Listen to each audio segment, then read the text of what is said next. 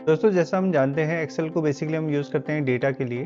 Data को कैसे manage करना है, डेटा को कैसे एक्सेस करना है, डेटा को कैसे यूज़ करना है। तो आज के इस वीडियो को स्किप मत कीजिएगा। अगर आप एक्सेल अच्छे से सीखना चाहते हैं तो इस वीडियो को ज़रूर देखिएगा एंड तक, क्योंकि आज हम डेटा टाइप के ही बारे में पढ़ेंगे। तो आज के इस वीडियो के अंदर हम डेटा टाइप के बारे में पढ़ेंगे और डेटा टाइप में हम देखेंगे कि कैसे हम एक्सटर्नल सोर्स से डेटा को इम्पोर्ट कर सकते हैं, कैसे हम एडवांस फ़िल्टर लगा सकते हैं, कैसे हम कंसोलिडेट कर सकते हैं, कैसे हम डेटा में वैलिडेशन लगा सकते हैं, कैसे हम वेटिव एनालिसिस में गोल 6 सिनेरियो इन सब का यूज़ कर सकते हैं। तो आज का ये वीडियो काफ़ी फ्रूटफुल होगा और काफ़ी यूज़फुल है, तो इसको स्किप मत कीजिएगा। तो मेरा नाम सुशील कुमार थापा है, आप देख रहे हैं मास्टरिंग कंप्यूटर स्किल। आइए शुरू करते हैं आज का वीडियो। तो आज की वीडियो में हम डेटा टाइप में देखेंगे। सबसे पहले हम देखेंगे कि डेटा हम एक्सटर्नल फाइल से कैसे इंपोर्ट कर सकते हैं, कैसे ले सकते हैं। ठीक है, तो जनरली क्या होता है, हमारे पास पीडीएफ के फॉर्म में होता है डेटा, तो हम पीडीएफ फाइल से उठाते हैं। तो उसके लिए क्या करेंगे, आप गेट डेटा में जाएंगे, उसके बाद फ्रॉम फाइल में जाएंगे और पीडीएफ सेलेक्ट कर लेंगे। अब आपको करना क्या है, आपका जहाँ भी पीडीएफ है, मैंने डेस्कटॉप में रखा है, आप जहाँ भी आपका पीडीएफ होगा उसको सेलेक्ट करके इंपोर्ट कर देंगे और आप थोड़ी देर वेट करना है आपको इंपोर्टिंग होने के लिए। तो आप देखेंगे इस तरीके से आपका डेटा इंपोर्ट हो गया है। आपके पास जितने भी टेबल्स उस फाइल के अंदर होंगे वो दिखा देगा। आप देख रहे हैं कितने अच्छे से ये दिखा रहा है। और उसके बाद हम क्या करेंगे, इसको लोड कर देंगे। और जैसे आप लोड करेंगे आप देखेंगे थोड़ी देर में वो सारा का सारा डेटा यहाँ पे आपके सामने आ जाएगा।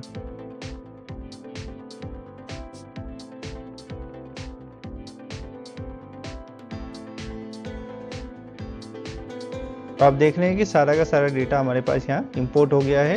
कॉपी और पेस्ट करके भी ये काम हो सकता है, लेकिन कॉपी पेस्ट में क्या होता है कि डेटा एकदम उसी फॉर्मेट में नहीं आता जिस फॉर्मेट में हम यहाँ चाहते हैं।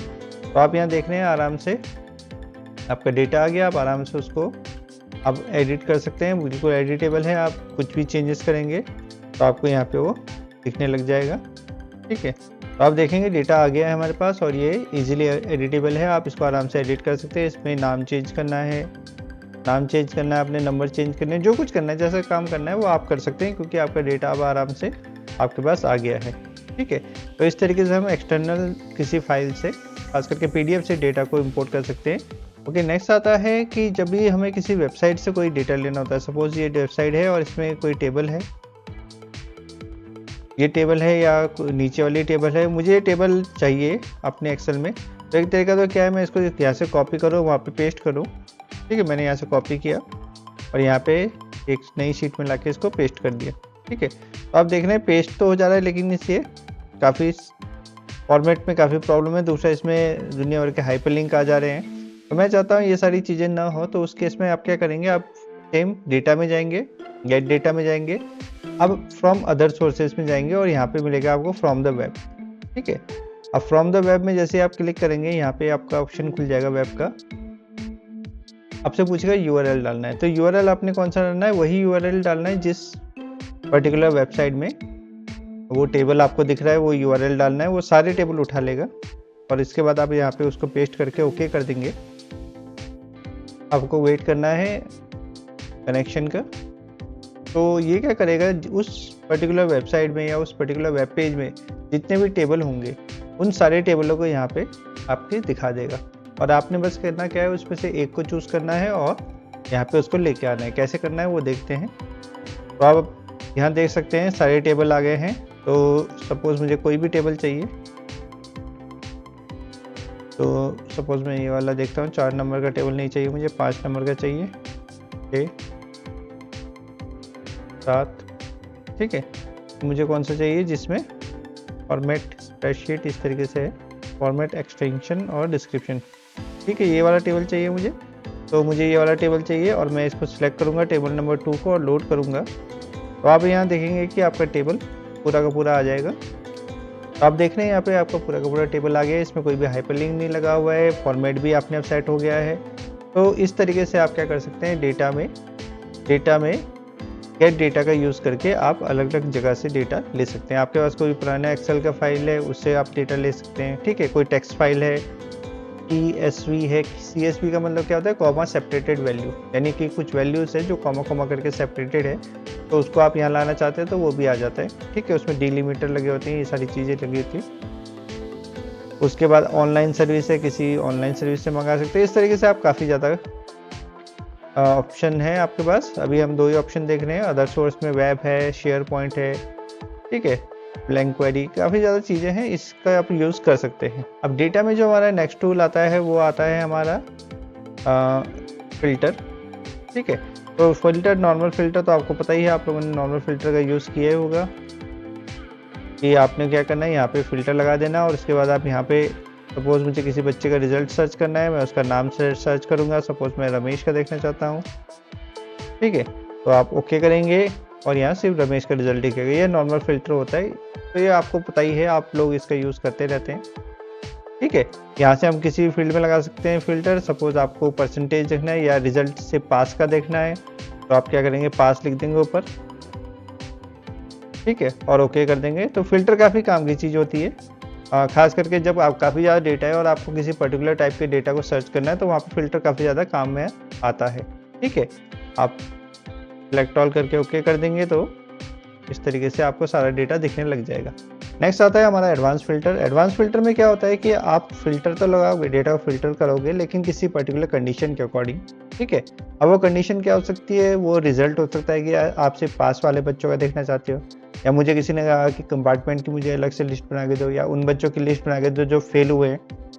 तो वो काम हम फ़िल्टर से भी कर सकते हैं, लेकिन अगर आपको अलग शीट चाहिए या किसी पर्टिकुलर कंडीशन के अकॉर्डिंग चाहिए, देखो रिजल्ट में क्या होगा, आप पास फेल तो कर सकोगे, लेकिन किसी ने बोला कि 65% से ऊपर वाला दिखाओ, तो वो काम आप यहाँ पे फ़िल्टर के थ्रू नहीं कर सकते। देख लेते हैं, फ़िल्टर में मैं परसेंटेज में अगर जाता हूँ, तो यहाँ पे आप ऐसा नहीं बोल सकते कि ग्रेटर देन इक्वल टू 65, कोई नहीं दिखाएगा, ठीक है, या ग्रेटर देन 65, ऐसा कुछ नहीं दिखाएगा। तो इस टाइप की कंडीशन या इस टाइप की प्रॉब्लम की सॉल्यूशन के लिए हम क्या यूज़ करते हैं, आपका एडवांस फ़िल्टर यूज़ करते हैं। मैं क्या करता हूँ, परसेंटेज को कॉपी कर लेता हूँ यहाँ पे, और मैं लिखता हूँ कि ग्रेटर देन इक्वल टू 65, मुझे ये कंडीशन चाहिए। एडवांस फ़िल्टर में हम जाएंगे, उसके बाद ये पूछेगा कि आपका जो रेंज है वो क्या है, तो आपने करना क्या, पूरे टेबल को सिलेक्ट कर लेना है।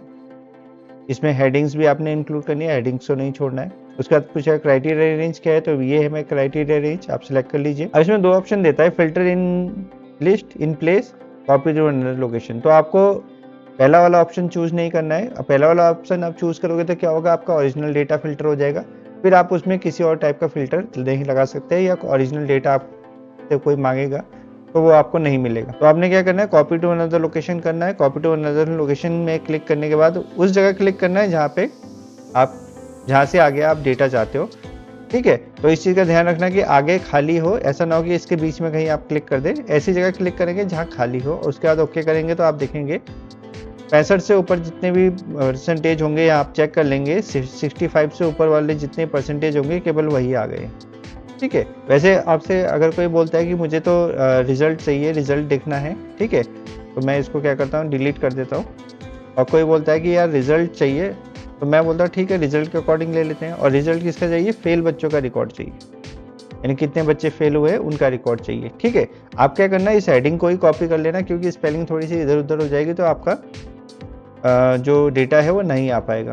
तो मैं फिर एडवांस में क्लिक करता हूँ। एडवांस फ़िल्टर में लिस्ट रेंज मेरी सिलेक्ट है, क्राइटेरिया भी लगभग सिलेक्ट ही है, नहीं होगा तो आप दोबारा क्लिक कर दीजिएगा। और कॉपी टू में पूछेगा तो आप क्या करेंगे, यहाँ पे इसको पूरे को डिलीट कर दीजिएगा और यहाँ एक जगह क्लिक कर दीजिएगा और ओके कर दीजिएगा। तो आप देखेंगे कि वो सारे बच्चे जो फेल हैं उन सब का डेटा इस तरीके से यहाँ पे आ गया है, ठीक है। वैसे कंपार्टमेंट का देखना है, आप कंपार्टमेंट का देख सकते हैं। मैथ्स में किसके 90 से ज़्यादा है वो देखना है तो वो देख सकते हैं। साइंस में किसके 60 से ज़्यादा, यानी जिस टाइप का डेटा आप फिल्टर करना चाहते हैं उस टाइप का डेटा आप फिल्टर करके निकाल सकते हैं। हमारा नेक्स्ट टॉपिक आता है वो है डेटा वैलिडेशन, ठीक है। डेटा वैलिडेशन काफ़ी काम की चीज़ है, खास करके तब जब आप एक्सेल शीट किसी और को दे रहे हो बनाने के लिए, या उसमें डेटा एंट्री करने के लिए किसी और को दे रहे हो, ठीक है। जैसे यही शीट है, सपोज किया किसी ने 100 की जगह 500 मार्क्स डाल दिए, तो उसके परसेंटेज तो काफ़ी ज़्यादा हो गई, ठीक है, पास तो हो ही जाएगा। तो मैं चाहता हूँ कि क्या हो, इस एरिया में केवल 0 से लेकर 100 के बीच में ही एंट्री हो, ठीक है। तो उसके लिए आप क्या करेंगे, सबसे पहले तो उस एरिया को सिलेक्ट कर लेंगे जहाँ पे आप डेटा वैलिडेशन लगाना चाहते हैं, ठीक है। उसके बाद आप क्या करेंगे, यहाँ पे डेटा वैलिडेशन में जाएंगे और डेटा वैलिडेशन में क्लिक कर देंगे। अब अभी क्या है, allow any value. Any value का मतलब क्या है, यूजर यहाँ पे कुछ भी डाल सकता है, ये भी डाल सकता है और सारा का सारा हिसाब किताब गड़बड़ हो जाएगा। ठीक है, ठीक है, वो पास हो रहा है, उसमें भी पास हो जा रहा है। ठीक, क्यों? क्योंकि ये वैल्यू क्या है, टेक्स्ट है और टेक्स्ट वो अलाउ नहीं करता, तो इस कारण टेक्स्ट है उसे पता नहीं चल रहा है क्या चीज़ है, इसलिए वो उसको पास दिखा रहा है। तो अलाउ एनी वैल्यू मतलब कोई भी वैल्यू। तो सबसे पहले आप करेंगे जितने भी मार्क्स है सबको सिलेक्ट कर लेंगे और उसके बाद आप क्या करेंगे, यहाँ पे डेटा वैलिडेशन में चले जाएंगे और अलाउ एनी वैल्यू की जगह बोलेंगे होल नंबर। होल नंबर मतलब 0 से लेकर 100 यहीं तक का नंबर डाल सकते हो। ठीक है, अब इनपुट मैसेज। इनपुट मैसेज मतलब अगर आप चाहते हो कि यार यूज़र जब वैल्यू डाल रहा है उस टाइम कोई मैसेज आए, सपोज मैं यहाँ एक मैसेज डाल देता हूँ। ठीक है, अलर्ट कर देता हूँ, alert please enter value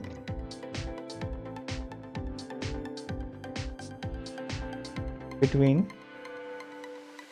0 to 100 only. ये एक मैसेज है। ठीक है, और इसी को मैं कॉपी कर लेता हूँ और एरर अलर्ट। अगर एरर आया तो क्या हो, अब एरर में आपके पास तीन चीज़ है। तीन चीज़ में क्या है, सबसे पहला स्टॉप। स्टॉप मतलब ये यूज़र को आगे बढ़ने ही नहीं देगा। ठीक है, तो पहले तो हम स्टॉप ही लगाते हैं। टाइटल में हम लिख देते हैं एरर और यहाँ पे हम मैसेज दे देते हैं जो हमने मैसेज अभी लिखा था। ठीक है, तो आप क्या होगा, जैसे यूज़र यहाँ क्लिक करेगा ये हमारा इनपुट मैसेज आ गया जो हमने इनपुट के टाइम में सेट किया था। अब अगर कोई कुछ और डालता है तो क्या होगा, ये आपको आगे बढ़ने नहीं देगा और हमने जो मैसेज सेट किया था वही मैसेज यहाँ पे आ जाएगा। अब रीट्राई करेंगे, कुछ और नंबर डालेंगे, सपोज मैं लिखता हूँ 123, तो ये आपको तब तक आगे नहीं बढ़ने देगा जब तक कि आप सही वैल्यू नहीं डालते। सपोज मैं 89 डालता हूँ तो ये आपको आगे बढ़ने देगा। ठीक है, और जैसे आप इन सेलों में क्लिक करेंगे, देखिए मैं यहाँ क्लिक कर रहा हूँ कोई मैसेज नहीं आ रहा है, लेकिन इन सेलों में जैसे भी क्लिक करूँगा आपका इनपुट मैसेज आ जाएगा। तो इनपुट मैसेज थोड़ा सा अनोइंग होता है, थोड़ा सा परेशान करने वाला होता है, तो हम जनरली इनपुट मैसेज नहीं रखते, हटा देते हैं। ठीक है, लेकिन आपको लगता है कि हाँ यूज़र गड़बड़ कर सकता है तो उस केस में आप इनपुट मैसेज डाल सकते हैं। ठीक है, अच्छा इसमें मैं चाहता हूँ कि यार यूज़र को सिर्फ, इसमें 3 ऑप्शन है। डेटा वैलिडेशन में आप चेक करेंगे तो यहाँ पे आपको 3 ऑप्शन मिलेंगे, स्टॉप, वार्निंग एंड इन्फॉर्मेशन। ठीक है, तो अगर मैं इसको वार्निंग करता हूँ तब क्या होता है देखते हैं। तो वार्निंग में क्या होगा कि आप अगर कोई वैल्यू डालेंगे तो आपको मैसेज देगा कि ये जो वैल्यू है आपने गलत डाली है, 0 के 100 के बीच में रहना चाहिए, लेकिन ये आपको वार्निंग दे रहा है, सिर्फ चेतावनी दे रहा है, रोक नहीं रहा है। तो अगर आप यस करेंगे तो वो वैल्यू ले लेगा। ठीक है, और अगर मैं इसको इन्फॉर्मेशन में चेंज कर देता हूँ तब क्या होता है, तो इन्फॉर्मेशन में वो सिर्फ आपको क्या देगा, इन्फॉर्मेशन देगा। और आप कोई भी वैल्यू डालेंगे तो बोलेगा कि इसमें डालिए, आप कैंसिल करेंगे तो कैंसिल होगा, ओके करेंगे तो वो वैल्यू एक्सेप्ट कर लेगा। ठीक है, तो इसमें 3 टाइप का वैलिडेशन है। पहला स्टॉप, मतलब आपको बिल्कुल आगे नहीं बढ़ने देगा जब तक आप सही वैल्यू नहीं डालोगे। दूसरा है आपका वार्निंग, जिसमें आपसे को बताएगा लेकिन ऑप्शन देगा यस या नो, तो आप यस करेंगे तो वो आगे बढ़ने दे देगा। और तीसरा इन्फॉर्मेशन, जिसमें सिर्फ सूचना देगा कि ये आप जो कर रहे हो ये गलत है। ठीक है, तो इस तरीके से आप कुछ भी चूज कर सकते हो। बेसिकली स्टॉप ही चूज किया जाता है और यहाँ पे इस तरीके से वैलिडेशन लगा सकते हो। नेक्स्ट आता है आपका circle invalid data. Circle invalid data में क्या होता है कि अगर इस फील्ड में पहले से ही हमारे डेटा वैलिडेशन लगाने से पहले से कोई इनवैलिड डेटा है, कोई डेटा जो रूल को फॉलो नहीं कर रहा है, तो उस केस में हम सर्कल इनवैलिड डेटा कर सकते हैं। जैसे कि मैं क्या करता हूँ, पहले इसको डेटा वैलिडेशन को क्या करता हूँ, यहाँ पे वार्निंग या इन्फॉर्मेशन चेंज कर देता हूँ, कुछ वैल्यू, रैंडम वैल्यू डाल देता हूँ, इनवैलिड डेटा डाल देता हूँ, ताकि वो आपको पता चल पाएगी जो सर्कल इनवैलिड डेटा है कैसे वर्क करता है। ठीक है, अब इतने ज़्यादा डेटा में अगर आप ढूंढने बैठ जाओगे यार इनवैलिड डेटा क्या है, तो एक एक करके ढूंढना तो काफ़ी ज़्यादा प्रॉब्लमेटिक हो जाएगा। तो मैंने बोला कि पूरे के पूरे डेटा में इनवैलिड डेटा को सर्कल करो। तो आप जैसे क्लिक करेंगे तो आप देखेंगे कि जहाँ जहाँ इनवैलिड डेटा है वो इस तरीके से आपको सर्कल करके दिखा देगा, और ये काफ़ी ज़्यादा हेल्पफुल होता है। खास करके आपके पास कोई पहले से डेटा आया जिसमें कोई वैलिडेशन नहीं लगा था, फिर आपने वैलिडेशन लगाया और आप देखना चाहते हैं इसमें इनवैलिड डेटा कहाँ कहाँ है, तो ऐसे करके एक एक ढूंढने से अच्छा क्या है, आप उसको सर्कल इनवैलिड डेटा कर दो और वो आपको दिखा देगा। और उसके बाद आप क्या कर सकते हो, उसको जाके सही कर सकते हो। यानी मैं इसको मिटा के अपना सही डेटा डाल सकता हूँ। ठीक है, यहाँ भी हम सही डेटा डाल देते हैं और यहाँ हमारा गलत है तो इसमें हम सही डेटा डाल देंगे। तो आप देख रहे हैं जो सर्कल था वो ऑटोमेटिकली रिमूव हो जा रहा है। ठीक है, तो इस तरीके से आप इनवैलिड डेटा को सर्कल कर सकते हैं। ये काफ़ी ज़्यादा यूज़फुल है, खास करके जब आपके पास डेटा आता है और फिर आपको चेक करना है यार इसमें क्या क्या इनवैलिड है। तो पूरे शीट में एक एक करके ढूंढने से अच्छा क्या है, आप सीधा पहले उसमें कंडीशन लगा लीजिए, डेटा को सिलेक्ट करके डेटा वैलिडेशन लगा लीजिए और उसके बाद सर्कल इनवैलिड डेटा कर लीजिए, तो आपको वो एक एक दिखा देगा। ठीक है, अब नेक्स्ट टॉपिक आता है हमारा कंसोलिडेट। डेटा में जब हम जाते हैं तो नेक्स्ट आपको मिलेगा कंसोलिडेट। ठीक है, अब कंसोलिडेट में क्या होता है, ये बिल्कुल पाइवट टेबल की तरह होता है। इसमें भी आपके पास स्कैटर डेटा होता है, इस तरीके से फैला हुआ डेटा होता है। आप देख रहे हैं यहाँ पे बार बार डेटा नाम आ रहा है और उसका डेटा आ रहा है। ठीक है, तो फर्क क्या होता है, पाइवट टेबल में आपका क्या होता है, डेटा एक ही शीट में होता है और कंसोलिडेट कब हम यूज़ करते हैं, जब हमारा डेटा मल्टीपल शीट में फैला होता है, यानी कि डेटा एक शीट में ना होकर मल्टीपल शीट में है। तो यहाँ पे मेरे पास सेल्स का डेटा है, जनवरी, फरवरी, मार्च, अप्रैल, आपके पास और टाइम का भी हो सकता है। तो मैं चाहता हूँ इन सब का कंसोलिडेट शीट बन जाए, कंसोलिडेट होकर ही आ जाए। ठीक है, तो उसके लिए मैं क्या कर रहा हूँ, एक नया शीट बना दे रहा हूँ और अब मैं क्या कर रहा हूँ, यहाँ पे कंसोलिडेट में क्लिक कर दे रहा हूँ। जैसे मैं कंसोलिडेट में क्लिक कर रहा हूँ, ये पूछ रहा है रेफरेंस। रेफरेंस मतलब डेटा कहाँ से लेना है। तो मैंने जनवरी में क्लिक किया और जनवरी का पूरा डेटा सिलेक्ट कर लिया। ठीक है, और ऐड कर दिया। उसके बाद फरवरी में क्लिक किया तो आप देख रहे हैं पहले से डेटा सिलेक्ट आ रहा है। आप चाहे तो दोबारा कर सकते हैं, फिर ऐड कर सकते हैं। यहाँ पे आपने डेटा ऐड करते जाना है।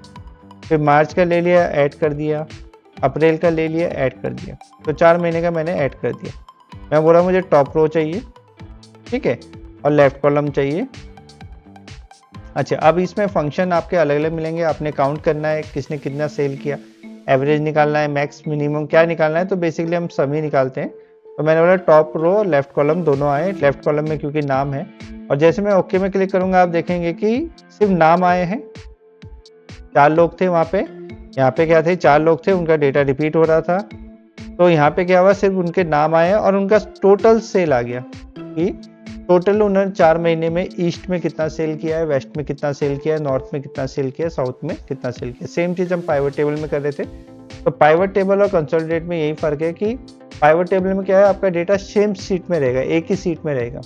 जबकि कंसोलिडेट में क्या होगा कि आपके पास अलग अलग जगह से डेटा है। सपोज आपके पास अलग अलग ब्रांचेस है और वहाँ से आपका डेटा आता है हर महीने और फाइनल में आके आप क्या करते हो, उसको कंसोलिडेट करते हो। तो अलग अलग शीटों में रहेगा, या तो आप एक के नीचे एक कॉपी करते रहो, ठीक है, या फिर आप क्या करो, अलग अलग शीट से डेटा उठा सकते हो। ठीक है, यहाँ पे नाम की जगह प्रोडक्ट का नाम हो सकता है। मेरे पास सपोज मेरी कंपनी 5-6 प्रोडक्ट बेचती है और अलग अलग ब्रांचों से डेटा आया, फाइनली मैंने उसको अलग अलग शीट में रखा और कंसोलिडेट करके एक उसका फाइनल निकाल दिया कि कौन सा प्रोडक्ट किस एरिया में किस मंथ में कितना बिका है। ठीक है, ऊपर ईस्ट वेस्ट की जगह मंथ भी आ सकते हैं। इस तरीके से आपका आराम से डेटा बन सकता है। तो ये आपका कंसोलिडेट होता है और ये भी काफ़ी यूज़फुल टूल होता है आपके किस में, एक्सेल में। अब एक्सेल में जो हम नेक्स्ट टूल देखते हैं वो है आपका वर्टिफ एनालिसिस। वर्टिफ एनालिसिस में आते हैं। अब यहाँ पे क्या है, सिनेरियो मैनेजर में आ जाते हैं और मेरा सिनेरियो क्या है कि मुझे अपने ऑफिस के लिए कुछ सामान परचेज करना है, इस तरीके से इक्विपमेंट परचेज करने हैं कंप्यूटर से रिलेटेड, और ये मेरी रिक्वायरमेंट है। तो अब मैं मार्केट में गया और 3-4 शॉप में गया, 2-3 शॉप में गया और वहाँ से मैंने रेट लिए। तो मुझे क्या करना है, या मैंने किसी को भेजा, उसने बोला ठीक है सर मैं रेट लेके आता हूँ। तो अब उसको मुझे फाइनल दिखाना है कि सर इस तरीके से ये रेट आए हैं। तो या तो वो अलग अलग शीट बनाए फिर वो सब करे, ठीक है, या वो क्या करे, सिर्फ सिनेरियो में इन सबको ऐड कर दे। सिनेरियो में ऐड कैसे करते हैं, तो सबसे पहले क्या करना है, आपने सारे रेट्स को सिलेक्ट कर लेना है, उन फील्ड को सिलेक्ट कर लेना है जिसमें जो चेंज हो रहे हैं। उसके बाद आप कहाँ जाएंगे, सिनेरियो में जाएंगे और सिनेरियो में जाके ये बोलेगा ऐड कर दो। तो ऐड करने से पहले आप क्या करेंगे, उस शॉप का नाम लिख देंगे या उस फॉर्म का नाम लिख देंगे जहाँ पे है। सपोज मैंने डेल की शोरूम में देखा, तो ओके, तो आप डेल के शोरूम में ये सारे रेट आ गए, ये डेल की थे तो मैंने ओके कर दिया। उसके बाद आप गए एचपी के शोरूम में, एचपी के शोरूम में गए और वहाँ के रेट आपने लिए। तो वहाँ सपोज प्रिंटर आपको 9,000 की जगह 11,000 का पड़ रहा था, यानी आपको जो रेट पड़ रहा है दूसरी शॉप में आप वो लिख देंगे। ठीक है, डेस्कटॉप i3 55 की जगह 53 का पड़ा है। उसके बाद आपको ये वाला प्रोडक्ट आपको 87 की जगह सपोज 89 का पड़ा है। तो आप इस तरीके से रेट, जो भी आपको रेट मिल रहे होंगे वहाँ पे, आप उसको चेंज कर देंगे। ठीक है,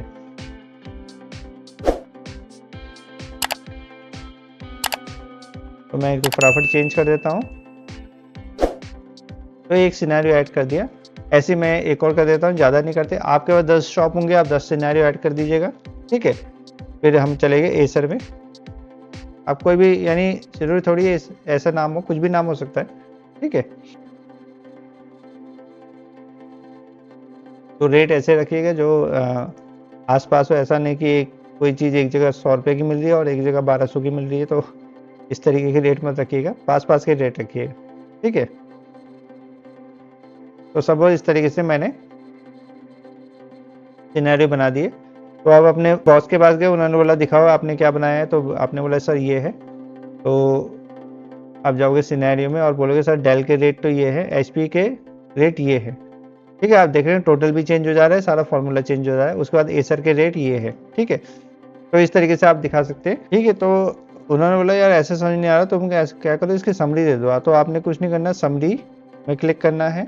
रिजल्ट शीट पूछते हैं तो वो रही रिजल्ट ये है, और आप ओके क्लिक करेंगे तो एक अलग से सेल खुल जाएगा, जहाँ पे आपको इस तरीके से दिख जाएगा डेल एचपी एसर, और सबके रेट दिख जाएंगे। आप चेक कर सकते हैं किसका रेट सबसे सस्ता पड़ रहा है। आपको ये वाला सबसे सस्ता पड़ रहा है, तो आप इसके साथ जाएंगे और इस तरीके से आराम से आप चीज़ें बना सकते हैं। ठीक है, तो ये आपका सिनेरियो है। को सपोज कोई टेंडर निकालना है, आपने प्रोडक्ट का सीरियल नंबर लिख दिया है, प्रोडक्ट का नाम लिख दिया, उसका रेट लिख दिया और टोटल कर दिया है। तो मैं चाहता हूँ कि ये इसका भी सिनेरियो ऐड हो जाए। तो सिनेरियो में चेंजेस क्या होंगे, सिर्फ रेट ही चेंज होंगे। तो आप वर्टिकल एनालिसिस में आएंगे, सिनेरियो में जाएंगे और क्या करेंगे, यहाँ पे एक नया सिनेरियो ऐड कर देंगे, पुराना सिनेरियो हटा देंगे। ठीक है, तो पहले तो मैं पुराना सिनेरियो हटा देता हूँ।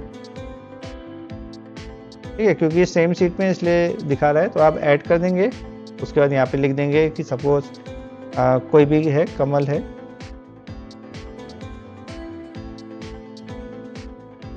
ठीक है, उसके टेंडर है, उसके यही रेट है। उसके बाद सेकंड ऑप्शन आया ऐड, तो एमएस के राज कैटरिंग है,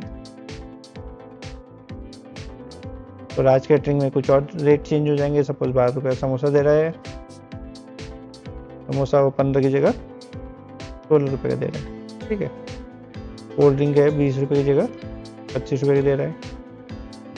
कॉफ़ी की स्पेलिंग ठीक कर लेंगे। कॉफ़ी वो 30 रुपये की दे रहा है और डोसा दे रहा है 60 रुपये। अब ओके कर देंगे। इसके बाद जो नेक्स्ट टेंडर आया होगा उसका नाम लिख देंगे आप,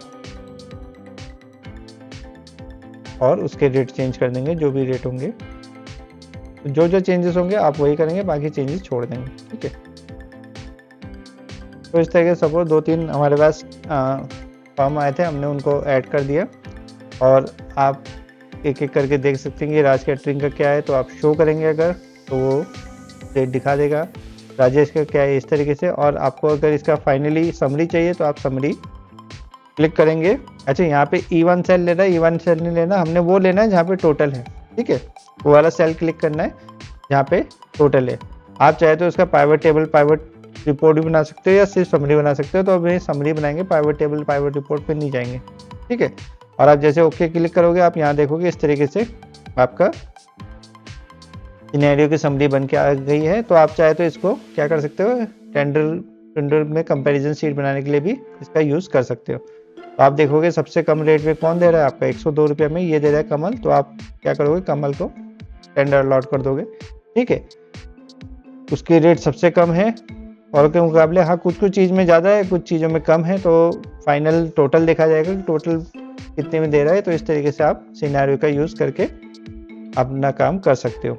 ठीक है, वर्टिकल एनालिसिस में नेक्स्ट आता है आपका गोल सीक। तो गोल सीक देख लेते हैं, गोल सीक क्या होता है। तो गोल सीक का बेसिकली काम होता है मिसिंग वैल्यू को फाइंड करना।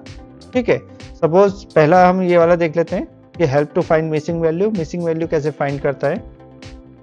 तो सपोज किसी बच्चे के मार्क्स डिलीट हो गए। ठीक है, आपसे टेबल में डिलीट हो गए, तो आपको पता है मैंने क्या किया, उसका परसेंटेज नोट करके रखा है, या आप बच्चे को पता है या किसी को पता है उसका परसेंटेज कितना था। ठीक है, तो अब कोई चीज़ डिलीट हो गई है, उसको आप कितना होगा ये तो अंदाज़ा लगाने वाली बात है, लेकिन आपको पता है परसेंटेज कितना था या टोटल कितना था। टोटल कितना था तब तो वो और आसान हो जाएगा, लेकिन परसेंटेज कितना था ये पता है तो हम इसको वैल्यू को निकाल सकते हैं। कैसे निकाल सकते हैं? तो हम कहाँ जाएंगे, वर्टिकल एनालिसिस में गोल सीक में जाएंगे। तो सबसे पूछा है सेट सेल, कौन से सेल को सेट करना है? इस वाले सेल को सेट करना है। कितना सेट करना है? जितनी उसकी पुरानी परसेंटेज थी, यानी कि 53.6 करना है। और चेंजेस किस में करने हैं? जाहिर सी बात है, जो डिलीटेड सेल है जहाँ पे वैल्यू नहीं है उसको चेंज करना है। और जैसे आप ओके में क्लिक करेंगे क्या होगा, आप ये देखोगे कि उसके मार्क्स उतने ही। तो नेक्स्ट यूज आता है वैल्यू एडजस्ट करने में। वैल्यू एडजस्ट कैसे करते हैं? मैंने कुछ सामान खरीदे हैं, उसका बिल आ रहा है 1,46,960। मैंने शॉपकीपर को बोला है इसको सेट कर दो, आप क्या करो थोड़ा सा एडजस्ट कर दो। तो उसने बोला ठीक है, इसको कितना करना है? तो मैंने बोला इसको आप कर दो 1,45,000 कर दो, ठीक है। तो उसने बोला ठीक है, इसको कर देते। तो अब क्या करेगा, वो हाईएस्ट वैल्यू को चेंज करेगा। तो आपने क्या करना है, हाईएस्ट वैल्यू को ही चेंज करना है। और जैसे आप ओके करेंगे तो आप देखेंगे नीचे वैल्यू जो थी वो आपकी जितनी चाहिए थी उतनी आ गई, और ऊपर क्या हो गया, ऊपर भी वैल्यू चेंज हो गई, ठीक है। तो इस तरीके से आपको एडजस्टमेंट करने है, वैल्यू को घटाना है बढ़ाना है, तो आप गोल सीक का यूज़ कर सकते हो, ठीक है। एक और यूज़ केस देख लेते हैं इसका, ठीक है। तो हमें क्या करना है, मुझे यहाँ एक अमाउंट चाहिए और मैं चाहता हूँ हर महीने 12 महीने के लिए अगर मैं पैसा जमा कर रहा हूँ तो हर महीने कितना मुझे बचाना पड़ेगा जो यहाँ पे अमाउंट आ जाए। सपोज 1 लाख रुपये मुझे इकट्ठा करना है, मुझे यहाँ 1 लाख रुपए चाहिए, 1 2 3 4 5। तो मैं चाहता हूँ कि हर महीने कितना मुझे पैसा बचाना पड़े जो 1 लाख आ जाए। तो आप यहाँ ओके करेंगे तो आप देखेंगे हर महीने 833 रुपये अगर मैं जमा करता हूँ तो साल के आखिरी तक आपके 1 लाख रुपया जमा हो जाएंगे, ठीक है। अच्छा, इसके बाद नेक्स्ट आता है आपका सब टोटल। सब टोटल में क्या होता है कि आपके पास इस तरीके से काफ़ी लार्ज अमाउंट ऑफ डेटा है। आप घर में डेली डेटा बना रहे हो, आप डेली बजट आप बना रहे हो, तो उस तरीके का डेटा भी हो सकता है। आपके शॉप में रोज़ सामान आ रहा है, सामान जा रहा है, तो उस तरीके का डेटा हो सकता है। इस तरीके से लार्ज अमाउंट ऑफ डेटा हो सकता है। तो में सब टोटल करने से पहले आप क्या करोगे, सबसे पहले तो क्या करोगे, आप डेटा को शॉर्ट कर दोगे। शॉर्ट मतलब A to Z कर दोगे, ताकि जो सामान है या जो भी चीज़ें हैं वो एक साथ आ जाए। जैसे कुशाल का डेटा आप सारा एक साथ आ गया, राजेश का आ गया, सीमा का आ गया, इस तरीके से सबका डेटा एक साथ आ गया। अब मैं चाहता हूँ इन सबका टोटल आ जाए, सब टोटल आ जाए। तो आप क्या करोगे, सब टोटल में क्लिक करोगे, पूछेगा किस किस का सब टोटल देखना चाहते हो। तो मुझे नाम का सब टोटल तो नहीं देखना, लेकिन ईस्ट वेस्ट नॉर्थ का देखना है, ठीक है। और ओके कर देना है। तो आप देखोगे कि यहाँ पे अब सबका टोटल सब टोटल आ गया है। आप यहाँ पे चाहे तो इसको इस तरीके से बंद करके सिर्फ सब टोटल देख सकते हो, ठीक है। इस तरीके से आप देखोगे तो आपका कुशाल का कितना टोटल है वो आ गया ईस्ट वेस्ट नॉर्थ साउथ में। वैसे राजेश का कितना टोटल है, रीमा का कितना टोटल है, इस तरीके से आप सब टोटल देख सकते हो, ठीक है। बहुत ही अच्छा टूल है।